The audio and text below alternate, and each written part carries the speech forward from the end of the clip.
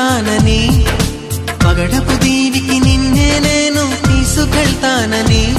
ఇక ఏనాటికి అక్కడే మనము ఉంటామని నమ్మడానికి ఎంత